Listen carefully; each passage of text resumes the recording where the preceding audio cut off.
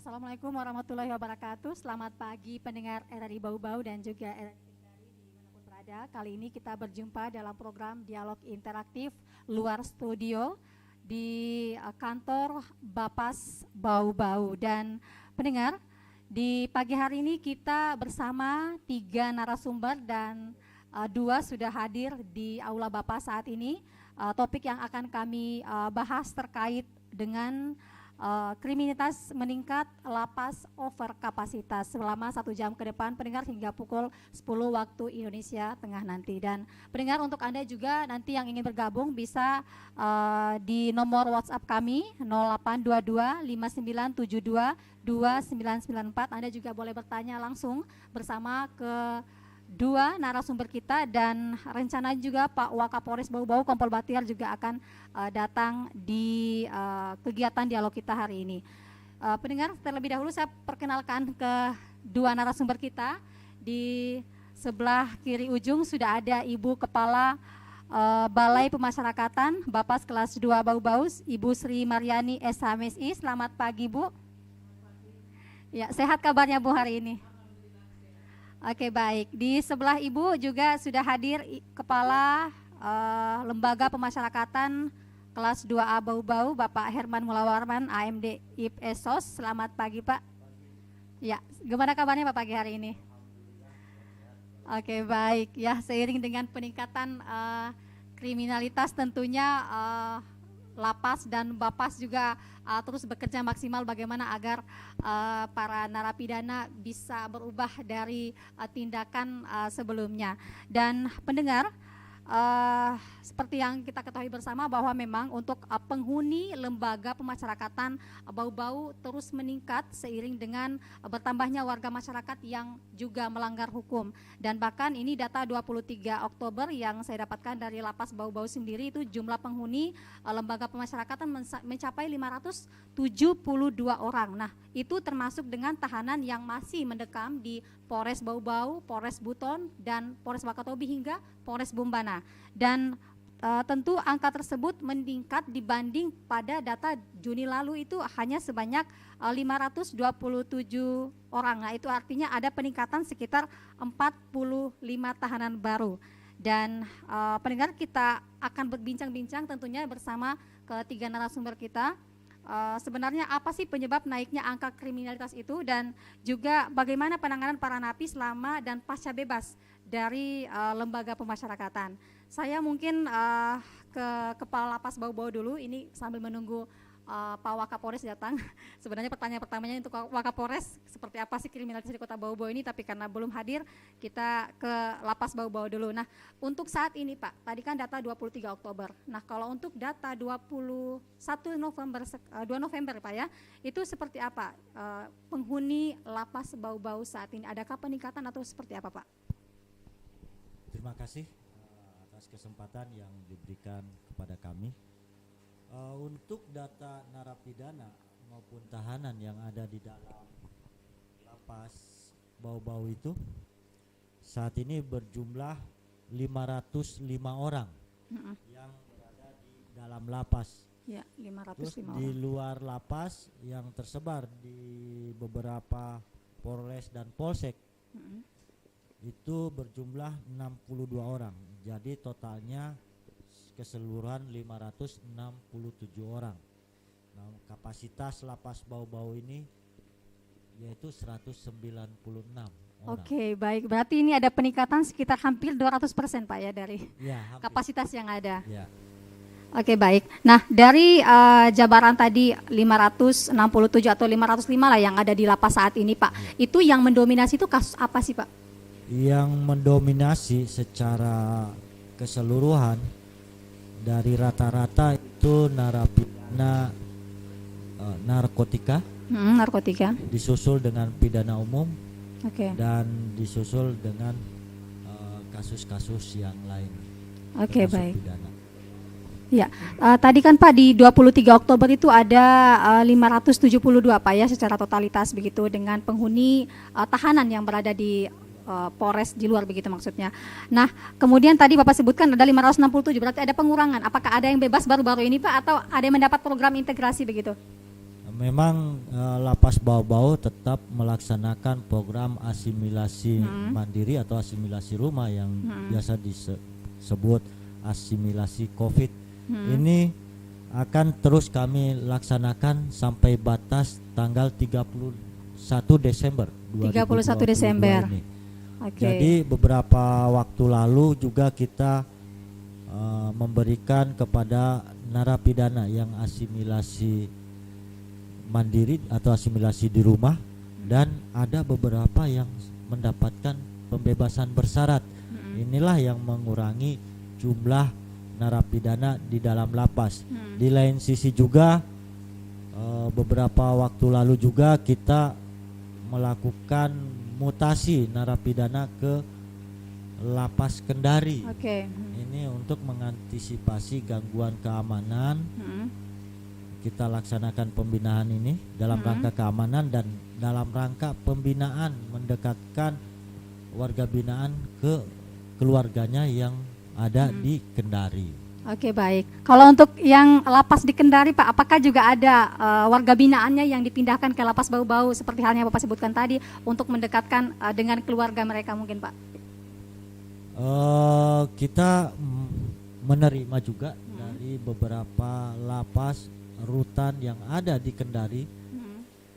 Itu sudah dilaksanakan beberapa minggu lalu, 3 minggu lalu. Itu dari Kendari ada, dari rutan Kendari ada, dan dari Unaha juga dikirim, dan Raha itu dimutasikan ke Lapas Bau-Bau. Ini dalam rangka juga keamanan dan dalam rangka pembinaan juga di lapas maupun di rutan yang ada di Kendari. Oke, baik. Itu berarti Pak saat ada mutasi tadi Pak, itu betul-betul dikawal oleh pihak berwajib atau aparat dari Lapas Bau-Bau sendiri Pak yang mengawalnya? Yang jelas SOP menyatakan bahwa pengawalan dalam rangka pemindahan narapidana itu dilaksanakan oleh petugas lapas dibantu dengan petugas dari kepolisian. Jadi tetap kita bersinergi dalam rangka pengawalan kepada narapidana yang kita pindahkan ke Kendari, karena jarak Bau-Bau dengan Kendari ini kan membutuhkan waktu yang lama. Ya, setengah hari Pak ya gitu. Dan ini perlu pengawalan yang memang ketat, karena yang dipindahkan ini termasuk kita nilai itu high risk atau tingkat resikonya masih tinggi. Jadi kita pindahkan ke Lapas Kendari. Oke, sampai di sana Pak kabarnya masih aman-aman saja Pak? Alhamdulillah sampai sana diterima Ya. dan dalam kondisi aman. Sehat ya Pak? Sehat semua. Oke, baik. Tentu itu juga yang membuat kita was-was begitu dipindahkan dari Lapas Bau-Bau supaya aman. Tahu-tahu juga di sana misalnya ternyata buat gaduh, dan alhamdulillah tidak Pak ya. Oke, tadi Bapak sempat singgung bahwa memang Lapas Bau-Bau over kapasitas, dan kita lihat dari jumlah dan juga kapasitas lapas ini jauh berbeda dengan jumlah penghuni saat ini Pak. Bagaimana tingkat keamanan warga binaan di lembaga pemasyarakatan Bau-Bau Pak dengan kondisi yang cukup padat akan narapidana ini Pak? Kalau kita melihat bahwa kondisi Lapas Bau-Bau memang tidak mencukupi dengan jumlah 196 kapasitas, dan ruang gerak mereka itu sangat terbatas karena lapas ini merupakan lapas buatan atau bangunan berdiri sejak tahun 1922. Jadi penambahan kamar itu dilakukan dibuatkan tingkat naik ke lantai 2. Jadi untuk melakukan pelebaran untuk mereka beraktivitas itu tidak ada lagi ruang untuk mereka. Jadi dengan mengantisipasi dengan ruang gerak jumlah penghuni yang over, itu kita melakukan langkah-langkah ya, melakukan deteksi dini. Deteksi dini mengantisipasi gangguan keamanan di dalam, jangan sampai terjadi, dengan cara memberikan kegiatan-kegiatan pembinaan rohani keagamaan yang dilakukan oleh Lapas Bau-Bau itu setiap hari dalam bentuk pengajian, terus latihan ceramah, dalam latihan kasidah. kasidah Jadi juga Pak ya. kasidah ada. Oke, berarti Jadi kegiatan ini kita berikan supaya mereka ada kegiatan tidak jenuh dengan ya. yang dia hadapi di dalam ini. Selain itu kita juga memberikan kegiatan keterampilan keahlian mereka dalam pembuatan kusen rumah. Kegiatan keterampilan itu ada di dalam bagian dalam keterampilan ruang bimbingan kerja. Itu kita berikan. Jadi mereka bisa bekerja, bisa menuangkan inspirasi, membuat hal-hal yang bisa mengisi waktunya di dalam dengan produksi keterampilan itu. Oke, baik. Berarti memang kan tidak sedikit warga, boleh bilang warga di luar tidak mengetahui apa sih kegiatan para napi itu pasca masuk ke dalam penjara begitu. Ternyata di dalam lapas itu banyak sekali kegiatan ya yang membuat para napi itu mandiri dan juga bisa berkembang dan berkreativitas seperti itu Pak ya. Iya, memang kita di lapas wajib memberikan pembinaan keterampilan mereka. Manakala dia di dalam dengan waktu yang cukup banyak, cukup besar tidak melakukan apa-apa, itu kita merasa rugi bahwa mereka ini punya potensi yang harus digali. Banyak yang berpotensi begitu Pak. Banyak potensi mereka yang punya keahlian. Nah, inilah tugas kita di Lapas Bau-Bau, bagaimana caranya menggali potensi yang bersangkutan supaya bisa mereka menuangkan lewat kreasi mereka di dalam. Dan alhamdulillah kemarin Pak Inspektur Jenderal langsung datang melihat bahwa kegiatan itu sudah berjalan sesuai ketentuan yang ada. Dan hasil-hasil produksinya sebagian kita pamerkan atau taruh di ruang layanan kunjungan yang terdepan sehingga masyarakat bisa melihat dan bisa juga nantinya mesan atau apa bisa kita pasarkan gitu. Oke, baik. Ya, saya ke Kepala Balai Pemasyarakatan dulu, Ibu Sri Maryani. Boleh bilang kan ini lapas setiap tahun, setiap bulan mungkin ya ada napi yang dikeluarkan lewat program integrasi begitu misalnya simulasi. Nah, sebagai kantor yang punya tusi melakukan pembimbingan terhadap napi integrasi ini. Nah, bentuk pembimbingan apa yang diberikan oleh Balai Pemasyarakatan sendiri, Bu? Terima kasih Mbak. Sebelum saya masuk terkait bimbingan apa yang telah kami berikan terhadap klien Bapas, perlu kami sampaikan bahwa di tahun 2022 ini kami menerima narapidana yang menjalani asimilasi atau integrasi dari Lapas Bau-Bau itu berjumlah 187, sementara dari Rutan Raha itu 172 untuk di tahun 2022. Nah, total keseluruhan klien yang ada di Balai Pemasyarakatan ini berjumlah 516.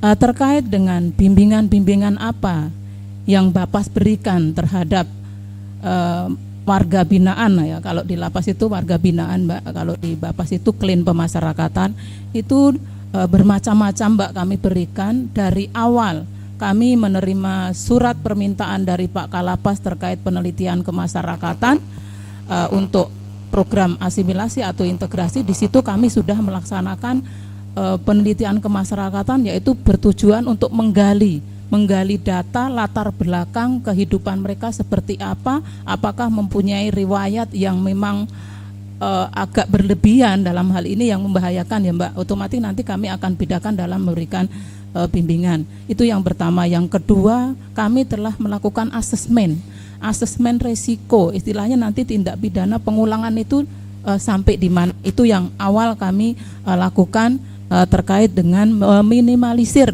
terjadinya tindak pidana ulang. Nah, terkait dengan bimbingan-bimbingan yang pernah kami berikan, tentunya di sini ada dua Mbak bimbingan, yaitu yang pertama bimbingan kepribadian dan bimbingan kemandirian. Nah, bimbingan kepribadian sendiri itu banyak, yaitu meliputi bimbingan kesadaran beragama, yaitu untuk bimbingan rohani, bimbingan budi pekerti, itu etika atau tingkah laku tentunya yang kami berikan. Yang kedua, bimbingan kesadaran hukum Tentunya ini juga meminimalisir jangan melakukan tindak pidana ulang dengan adanya bimbingan seperti itu. Yang selanjutnya bimbingan psikologi, Mbak. Bimbingan psikologi yang kami berikan, kebetulan kami di petugas Balai Pemasyarakatan ada 5 sarjana psikologi. Nah itu yang rutin setiap ada klien yang datang atau wajib lapor kita berikan bimbingan seperti itu. Yang selanjutnya ada juga bimbingan konseling atau tes urin. Ini khusus bagi klien pemasyarakat yang yang narkotika, Mbak. Nah ini bimbingan ini kami tidak bisa bekerja sendiri, tentunya kami bekerja sama dengan BNN Kota Bau-Bau terkait kalau ada penyerahan klien narapidana, jadi kami langsung terima, langsung kami antar ke BNN untuk memberikan bimbingan selanjutnya. Yang bimbingan kemandirian juga banyak, Mbak, yang kami berikan, yaitu terkait dengan bimbingan pertanian, yaitu dengan sistem hidroponik, perbengkelan kami juga sering berikan, usaha kuliner Mbak, kami juga sering berikan bimbingan seperti itu, dan keterampilan sablon, serta kemarin yang terakhir kami mengadakan bimbingan pengolahan kelapa menjadi minyak VCO. Ini kami laksanakan di kebetulan di Raha, kan kami harus hadir, Mbak, di pos Bapas Raha yang kami laksanakan di sana. Nah dalam melaksanakan bimbingan-bimbingan ini kami dari Bapas Bau-Bau tidak bisa bekerja sendiri, tentunya kami menggandeng beberapa kelompok masyarakat peduli pemasyarakatan yang peduli terhadap klien-klien Balai Pemasyarakatan seperti itu. Nah, di sini kami di Balai Pemasyarakatan telah menggandeng kerjasama kelompok masyarakat peduli pemasyarakatan sebanyak 13 ya, Mbak. Sebetulnya, tapi ini masih kami melakukan koordinasi, konsultasi, kami masih mau rangkul, Mbak. Kami mau rangkul. Nah, di sisi lain juga kami bekerja sama dengan pihak instansi terkait, stakeholder. Dalam hal ini Dinas Tenaga Kerja kami rangkul, terus Dinas ini Pemberdayaan Perempuan dan Anak kami rangkul, terus tentunya Kementerian Agama, Mbak, dalam ini nanti untuk memberikan bimbingan kepribadian. Jadi seperti itu, Mbak, yang bimbingan yang telah kami berikan. Itu, Mbak, makasih. Kurang lebih tadi ada 500 lebih klien Bapas yang kini ditangani dan sedang dihandle begitu. Respon mereka seperti apa dengan berbagai bimbingan yang diberikan oleh Bapas Bau-Bau? Apakah seluruhnya itu mengikuti atau ada juga yang misalnya mengindahkan begitu, Bu ya? Sebelum saya memasuki hal seperti itu ya, Mbak, kami sampaikan karena mereka sebelum menjadi klien Bapas kita sudah tanda tangan kontrak, itu komitmen bersama, Mbak. Ada perjanjian, ada yang harus dipatuhi oleh klien pemasyarakatan itu sendiri kepada Balai Pemasyarakatan. Nah, kalau memang tidak mematuhi terkait apa yang menjadi komitmen kita, tentunya nanti ada konsekuensinya tersendiri. Ada konsekuensinya tersendiri kalau memang mereka tidak mengikuti apa yang dilaksanakan oleh Balai Pemasyarakatan. Dan untuk saat ini, alhamdulillah, Mbak, setiap kami programkan diadakan kegiatan, alhamdulillah bisa hadir. Nah, dalam memberikan bimbingan ini kita tidak dari 500 orang itu kita langsung satu kali, tidak. Tentunya kami bergilir. Kami berkala, kami bergilir, dan alhamdulillah setiap kami panggil dilaksanakan bimbingan, alhamdulillah para aktif untuk mengikuti kegiatan itu, Mbak. Terima kasih. Oke, baik. Nah, jumlah ini kan, Bu, tidak sedikit, Bu ya, ada 500 lebih sekian. Kemudian juga kalau dihitung-hitung dengan jumlah pegawai Bapas itu tidak seimbang dengan banyaknya ini ya, klien pemasyarakatan yang harus didampingi ini. Bagaimana dengan pengawasan mereka sendiri, Bu? Ketika mereka sudah berbaur di masyarakat, seperti apa pengawasan dari Balai Pemasyarakatan sendiri terkait dengan mereka agar sedapat mungkin tidak mengulangi perbuatannya lagi, Bu? Terima kasih, Mbak. Terkait dengan pelaksanaan pengawasan dalam hal ini ada 2 metode yang kami pakai, yaitu yang pertama kami pengawasan juga melalui daring, karena pada saat mereka menjadi klien Bapas dan di lapas pun sudah ada nomor HP yang bisa kami hubungi, terutama nomor HP para penjamin itu, Mbak. Terus yang kedua pengawasan kunjungan rumah, yaitu home visit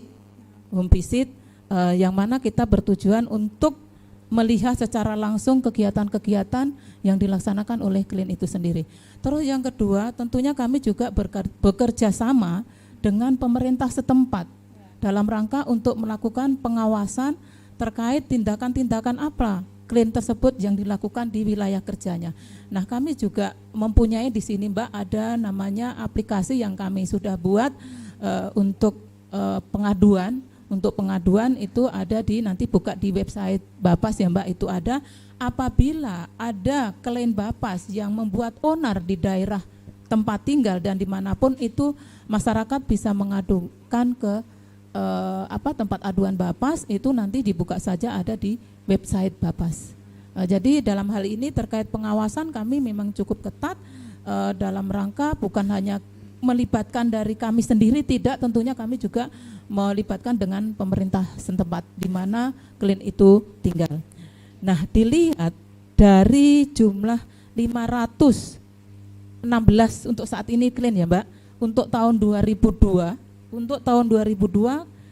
yang klien kami melakukan, selamat datang Bapak. Nah, kami lanjut ya Mbak.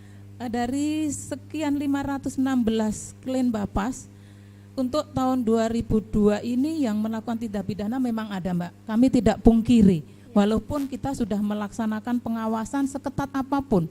Baik itu kami melibatkan penjamin dan pemerintah tempat, namun masih ada juga Mbak yang melakukan tindak pidana. Manusia di tahu tahun dari kesalahannya. Ya, di tahun 2022 ini kami ada 6 klien yang melakukan tindak pidana, yaitu diantaranya 4 narkotika, pengulangan lagi, dan 2 ini pencurian Mbak. Itu, ya sekian. Ya baik, dan tadi seperti yang Ibu sebutkan tidak sedikit ternyata yang dari sekian napi masih ada juga yang mengulang tindak pidananya begitu Bu ya. Oke, itu tindak pidana berulang Bu atau tindak pidana yang lain kasusnya? Terima kasih Mbak. Terkait dengan tindak pidana ini kadang ada yang berulang, kadang ada yang lain Mbak. Jadi terkait dengan bagi klien yang melakukan pelanggaran ini kami juga kadang heran. Kadang mengikuti aturan semua, wajib lapor pun dan lain sebagainya, kita melaksanakan bimbingan, namun toh juga karena jujur kami juga tidak bisa mengawasi selama 24 jam berturut-turut. Nah, di sini sebetulnya kami tekankan kepada penjamin. Kami tekankan kepada penjamin turut serta untuk melaksanakan pengawasan karena mereka yang lebih dekat daripada kami. Gitu itu, Bu. Oke, baik. Nah, pendengar sudah hadir di aula Bapas Bau-Bau, Bapak Kasat Reskrim, Pak AKP Nasyamudin. Selamat datang, Pak.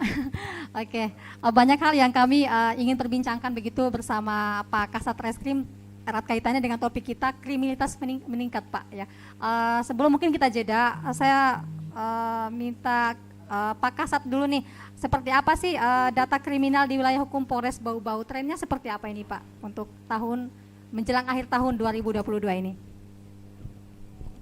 Ya, makasih atas waktu kami diundang untuk on air di RRI. Perlu kami jelaskan bahwa memang akhir-akhir ini data kriminalitas itu agak meningkat. Ini salah satu penyebabnya dengan tahun lalu, karena tahun lalu itu kita masih disibukkan dengan adanya COVID-19, sehingga pengetatan terhadap aktivitas masyarakat itu sangat ketat, sehingga kesempatan-kesempatan untuk orang-orang berkumpul, berkerumun, artinya itu bisa diminimalisir. Sekarang dengan 2022 ini agak sedikit longgar, sehingga masyarakat banyak masyarakat euforia, sehingga itu sangat berpotensi untuk menimbulkan gangguan kamtimas, utamanya baik daripada penganiayaan, pencurian. Memang untuk tahun 2022 ini didominasi dengan pencurian dan penganiayaan. Juga yang agak meningkat adalah kasus cabul. Oke, baik, yang meningkat tadi 3 hal ya, yang Bapak sebutkan. Yang paling menonjol di wilayah hukum Polres Bau-Bau, kumpul-kumpul begitu, itu apakah ada faktornya dengan miras Bu? Miras Pak, penyebabnya begitu? Di Polres Bau ini kan ada namanya tim Panter. Tim Panter ini yang setiap malam yang melakukan patroli, hampir di setiap malam itu ditemukan kerumunan-kerumunan oleh mereka, sehingga itu juga terkadang ada yang melakukan miras. Sehingga tindakan-tindakan yang diambil oleh rekan-rekan kami di lapangan itu, utamanya tim Panter yang bergerak sampai dengan pagi hari, itu memubarkan, terus minumannya itu diambil, disita, Dan kalau itu dalam data itu berulang, kami akan proses secara tipiring tindak pidana ringan, karena miras ini adalah tindak pidana ringan. Boleh disebutkan Pak untuk datanya Pak hingga akhir Oktober begitu untuk pelanggaran Untuk kasus data tahun sampai dengan Oktober ini, untuk penganiayaan ini ada 88 kasus, sedangkan pencurian ada 45 kasus, terus cabul ini ada 15 kasus, terus anak di bawah umur ada 10, yang relatif yang lain masih bervariasi, ada yang sampai tidak sampai di atas 20, terus ada juga ini setubuhi anak di bawah umur ada meningkat juga, itu ada 19 kasus untuk sampai dengan bulan Oktober ini. Saya ke kasus yang cukup menarik Pak dan boleh bilang menyita perhatian publik dan juga memprihatinkan ini Pak terkait dengan cabul begitu, kasus pencabulan. Nah itu sebenarnya Pak apa sih yang menjadi faktor pendorong kalau dari amatan Reskrim sendiri setelah mengidentifikasi atau menyelidiki kasus tersebut? Dari pengamatan kami, setelah kami lakukan modus operandi yang dilaksanakan oleh para tersangka ini, adalah kebanyakan yang memang masih dalam pacaran terus dengan anak-anak SMP, anak SMA, ya memang didasari dengan suka sama suka. Tetapi Undang-Undang Perlindungan Anak ini kan masih tidak diperbolehkan untuk hal itu, sehingga masuk dalam kategori perbuatan cabul di bawah umur. Karena kalau dewasa itu secara undang-undang kan 18 tahun plus 1 hari. Sedangkan yang banyak sekarang ini adalah karena kenapa 2002 ini habis mereka disampaikan di awal bahwa ada COVID, tidak bisa kemana-mana, sekarang ada acara ramaian, acara pesta. Setelah itu kegiatan itu rata-rata mereka faktor pacaran terus melakukan hubungan. Ada juga memang beberapa kasus yang agak menarik perhatian di kita, terutama adalah yang ayah kandung terus dengan anak, itu ada terjadi 2, untuk di wilayah Kota Bau, terus di Buteng juga ada. Itu yang memang sangat memprihatinkan kita, sehingga memang hal ini butuh penanganan serius di kita semua, baik itu mungkin penyuluhannya, pencegahannya, sekali demikian. Tentunya tadi Bapak sebutkan kenaikan dari angka kriminalitas ini adalah fenomena yang cukup memprihatinkan dan memang terjadi setelah adanya kumpul-kumpul atau berkurangnya COVID yang membuat masyarakat itu sekarang bebas beraktivitas kemanapun begitu. Tentunya Pak ada faktor lain yang bisa menyebabkan tingginya angka kriminalitas ini dari amatan Reskrim sendiri Pak, selain faktor COVID, selain faktor kumpul-kumpul itu Pak? Dari beberapa kegiatan, kalau kita melihat angka daripada pencurian ini didominasi dengan jambret, memang juga ini adalah ada beberapa pelaku-pelaku yang dari luar datang ke sini. Setelah kita interogasi, ada yang dari daerah selatan, ada dari daerah timur. Tersangkanya itu ini mungkin kita nilai bahwa karena di mana-mana ini dilaksanakan kegiatan-kegiatan operasi, sehingga kadang berpindah-pindah mencari tempat-tempat yang baru yang mungkin berpikir bahwa mungkin di sana agak aman untuk kita melakukan aksi, sehingga mereka berpindah-pindah tempat, sehingga itulah yang membuat di sini agak banyak. Contoh hal kemarin waktu kegiatan untuk percobaan perampokan nasabah bank itu kan dari Makassar dan Kendari, luar Bau seperti itu yang menambah angka kriminalitas. Oke baik, pendengar sebelum kita lanjut kita jeda dulu dengan satu lagu. Masih banyak hal yang perlu kita ulas dari ketiga narasumber kita, dari Lapas Bau-Bau, Reskrim Bau-Bau dan juga Balai Pemasyarakatan Bau-Bau.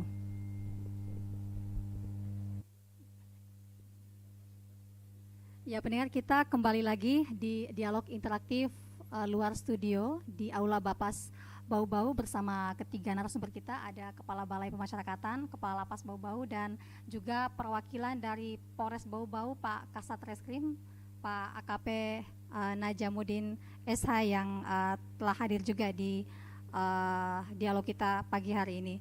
Dan pendengar, saya ke lapas kembali karena tadi sempat disebutkan oleh Pak Kasat bahwa ada peningkatan setelah COVID-19 untuk kasus kriminal yang terjadi di wilayah hukum Polres Bau-Bau. Nah, Pak Kalapas, untuk di lapas sendiri dengan kondisi yang over kapasitas dan jumlah dan beraneka jenis ragam untuk tindakan kriminal seperti itu, adakah klaster-klaster Pak di lapas Bau-Bau untuk para warga binaannya? Terima kasih untuk yang kedua kalinya. Di dalam lapas kita menerima semua tahanan yang dilimpahkan dari APH, dan setelah putus kita terima juga. Dan terkait dengan penempatan itu tentunya kita melakukan penempatan sesuai dengan tingkat resiko. Seperti kasus narkoba, kita pisahkan dengan narapidana umum, penempatan kamar-kamarnya sudah kita tempatkan bagaimana mereka hanya bisa khusus kasus narkoba tersebut. Jadi tidak dicampur dengan pidana umum. Ini mengantisipasi nanti yang pidana umum takutnya ikut berperan juga di situ.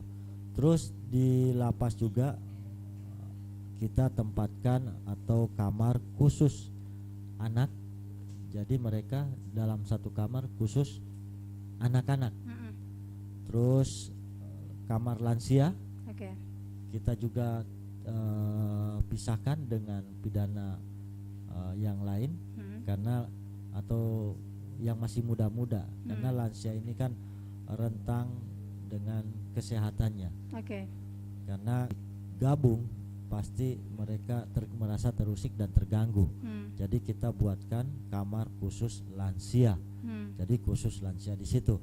Dan di lain sisi juga ada kamar atau blok wanita, karena di lapas Bau-Bau masih ada narapidana maupun tahanan wanita.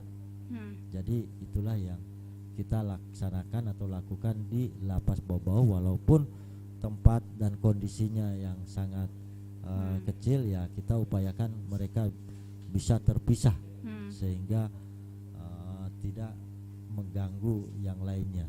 Oke, baik. Para warga binaan itu Pak dijaga ketat Pak ya, artinya takutnya ada kayak kegaduhan yang buat saling jotos begitu Pak. Itu seperti apa tingkat pengamanan di lapas sendiri terkait dengan itu Pak, karena jumlahnya ini sudah over begitu?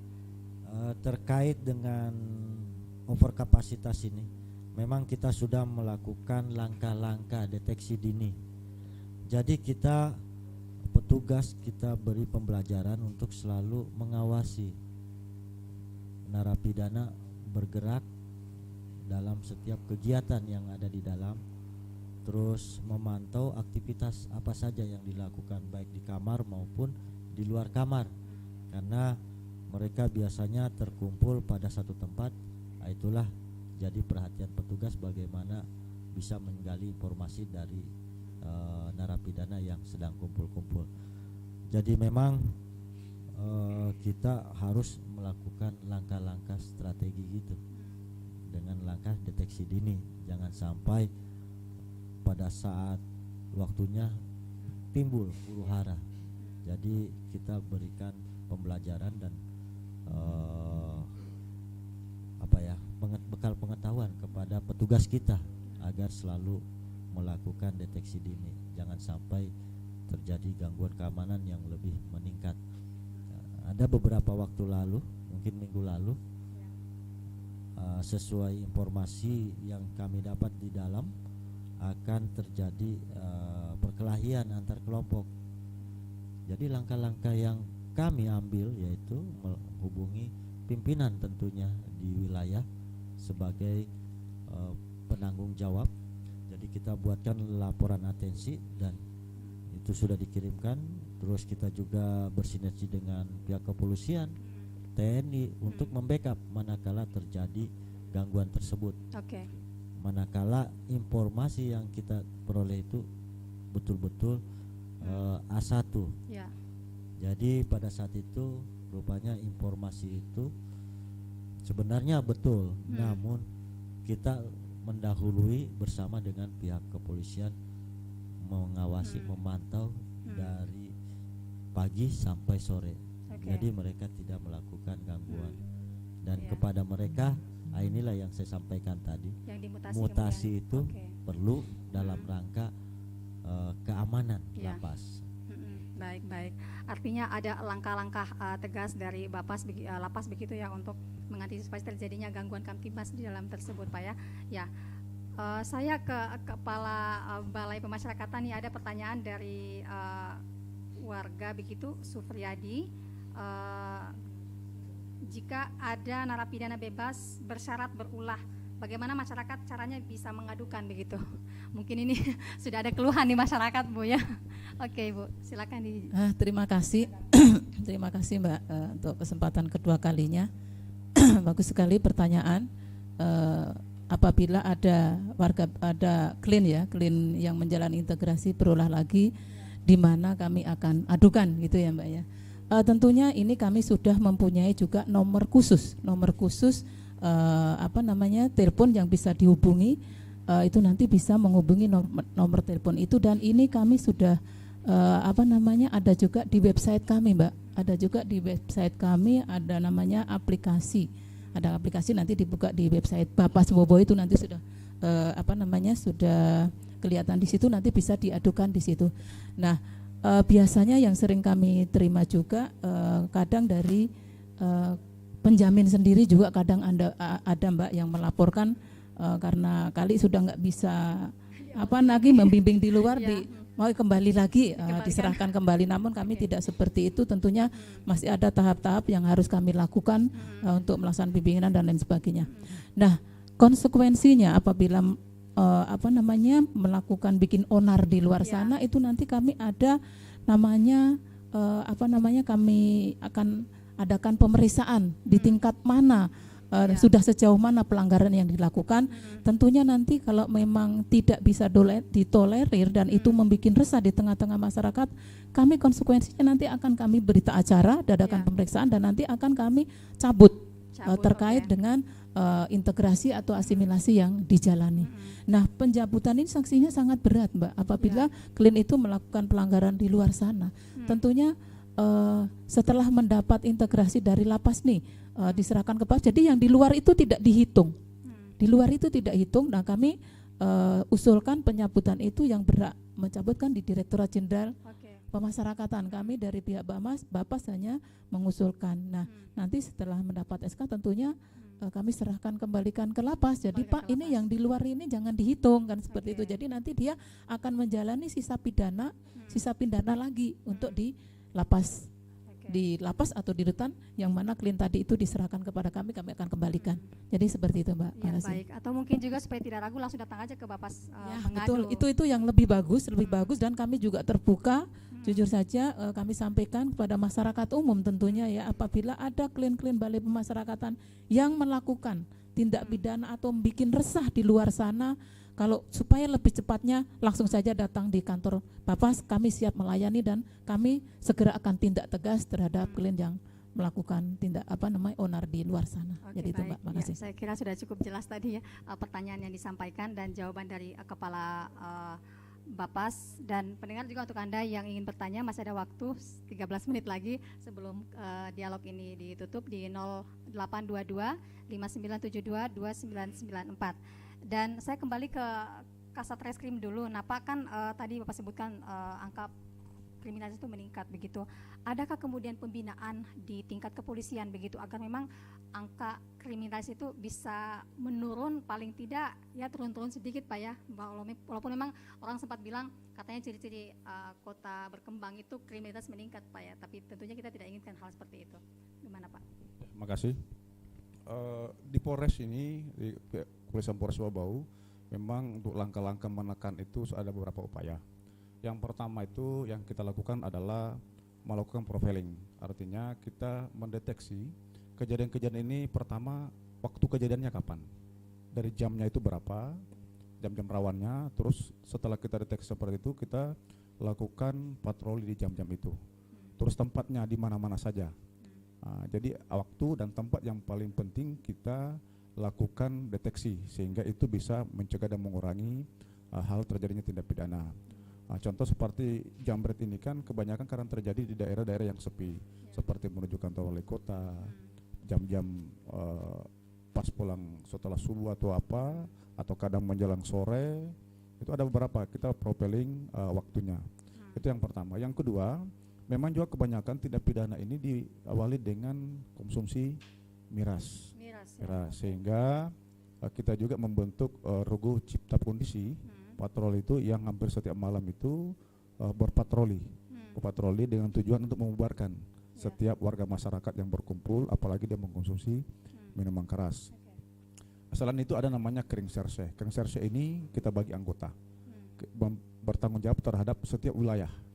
Jadi anggota reskrim itu dibagi kelurahan ini dia bertanggung jawab. Jadi begitu ada kejadian dia cepat untuk memonitor dan melaporkan kepada satuan tinggi.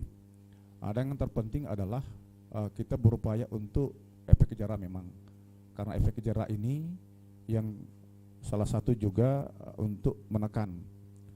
Artinya kita harus mengungkap perkara-perkara ini yang terjadi harus diungkap supaya yang berniat untuk melakukan kejahatan ini untuk mengurungkan niatnya, karena ada konsekuensi yang harus diterimanya. Terus yang bisa membantu juga sekarang ini karena adanya itu restoratif justice. Restoratif justice ini adalah Peraturan Kepolisian Nomor 8 2001 oleh Bapak Kapolri. Memang pencanangannya adalah memberikan rasa keadilan kepada kedua belah pihak. Artinya keadilan ini diberikan kepada mereka untuk berdamai di luar daripada pengadilan. Karena inilah betul-betul yang kita nggak bawa keadilan, karena korban merasa menerima, tersangka juga menerima, kedua-duanya puas, itulah bentuk keadilan. Sepanjang hal-hal yang disyaratkan. Karena yang tidak boleh direja itu adalah masalah menghilangkan nyawa, bandar narkoba, terus kasus korupsi, terus terorisme. Itu hal-hal yang seperti itu yang tidak dapat dilakukan restoratif justice. Gitu. Oke, baik Pak. Tapi yang menarik juga Pak, ini terkait dengan kasus pencabulan yang cukup tinggi seperti itu.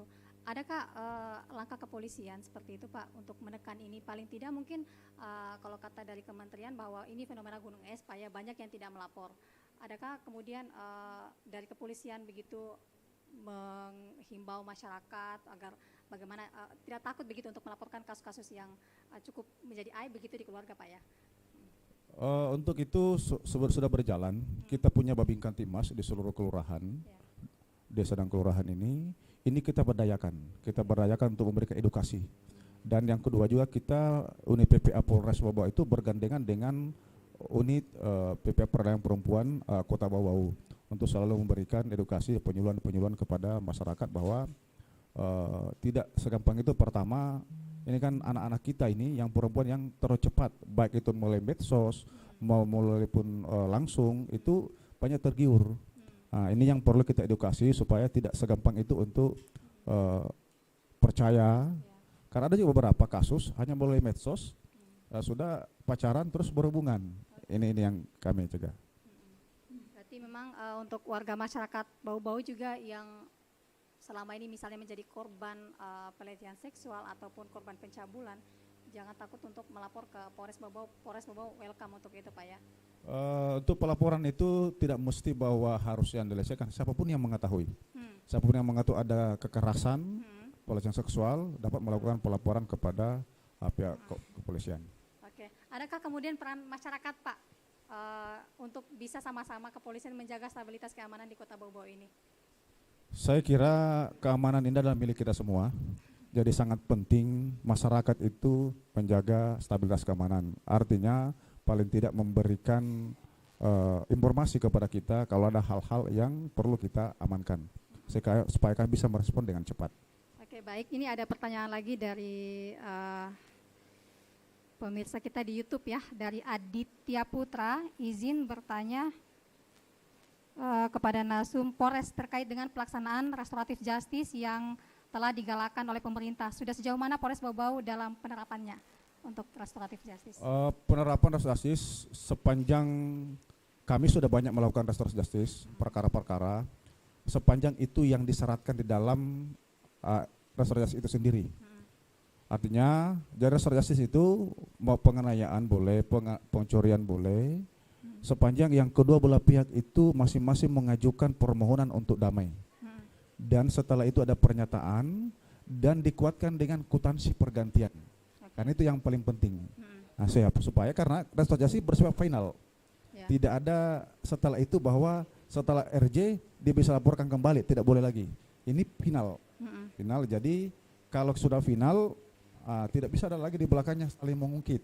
Oke. Nah, makanya kita barengi semua dengan pernyataan kedua pihak, terus ada pergantian kalau ada masalah kerugian, dan dihadiri oleh beberapa elemen. Artinya ada tokoh masyarakat, ada tokoh pemerintah, ada keluarga, ada tokoh agama, seperti itu. Oke, baik. Ini ada lagi pertanyaan dari ini di YouTube kita. Lapas Bau-Bau dan Bapas Bau-Bau terus bersinergi demi terwujudnya proses pembinaan warga binaan dan klien PAS yang menjadi prioritas tujuan dan undang-undang pemasyarakatan. Ini mungkin sebuah apresiasi mungkin Pak untuk Bapas dan Lapas dalam pembinaan dan juga pembimbingan di kedua instansi ini. Dan saya ke Lapas Bau-Bau. Lapas Bau-Bau kan over kapasitas Pak. Adakah sinyal kemudian di tahun mendatang akan dibangun sebuah lapas baru, minimal tidak kan ini warga binaan adalah manusia juga yang memang wajib mendapatkan tempat layak juga walaupun mereka masih menjalani masa hukuman seperti itu. Terima kasih. Kami selalu berharap dan pemerintah daerah juga sangat berharap dan mendukung manakala nanti ada pembangunan lapas baru di Bau-Bau ini. Karena kita sudah punya lahan 5 hektar dan akses masuk ke lokasi itu sudah ada pembebasan tanah yang diberikan oleh Pemda. Jadi kita hanya berharap usulan-usulan yang kami usulkan pembangunan ke pusat itu bisa diperhatikan, bisa dilaksanakan pembangunannya di Bau-Bau, yaitu dalam bentuk pembangunan lapas baru. Karena kita tahu lapas kita kan kecil, proses pembinaan pasti akan tidak optimal dilaksanakan.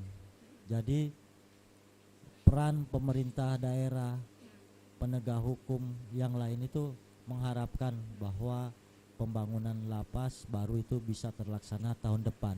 Mudah-mudahan kami juga sudah sampaikan ke pusat bahwa tanah yang lokasi pernah ditinjau oleh Ibu Dirjen Sri Pugu Budi Utami beberapa tahun lalu itu penempatan lapasnya di daerah Wakonti. Jadi itu sudah ditinjau langsung, namun karena masalah COVID jadi diundur. Mudah-mudahan tahun depan bisa terlaksana pembangunan lapas baru di Bau-Bau. Pada saatnya segala sesuatunya sudah siap ya, tinggal menunggu anggaran begitu dari pemerintah pusat untuk mewujudkan itu. Iya, menunggu anggaran dari pusat karena mungkin pusat banyak lapas-lapas atau daerah lain yang sangat membutuhkan untuk pembangunan lapas baru. Oke, baik. Saya ke Ibu Sri Maryani dulu.